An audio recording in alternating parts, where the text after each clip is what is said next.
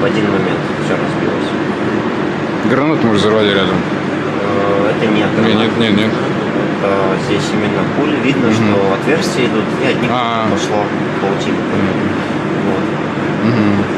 Получается, после этого в пиццерию никто не заходил, после того, как разбили, да? То есть видно, что здесь следов никаких нет, только от стекол. Дальше видим, что здесь уже стол задвинут, заходил. А вот здесь уже видим, что проникли военные. Сумки, которые были, они тоже забрали, чтобы туда как раз таки... Это военные, то есть, получается, да, забрали? Да, вот они прям с фонариками профессионально ходят, смотрят, что и как. Открыли морозильник, смотрят, что там можно взять. Телефоны, как здесь фонарики на телефонах. Они берут что-то или просто смотрят? Нет, они именно забрали то, что им нужно было.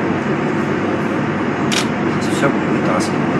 Кстати, вот стояла касса, закрытая сумкой. Вот, сумку тоже убрали, кассу раскурочили, забрали. Военные забрали? Да, касса прям. О, а видим, как они кассу... Они ее чем-то проломили, забрали. Ну, там мелочь была. Беспорядки начались 4 числа.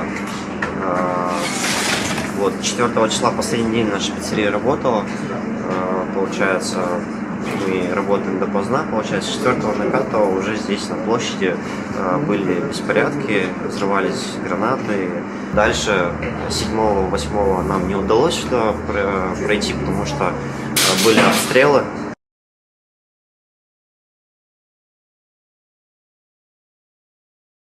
В принципе, все, мы по камерам посмотрели, что 7 числа было как раз-таки вот это нападение, что был обстрел именно окон, все окна побились ночью, и днем уже начали растаскивать напитки и так далее.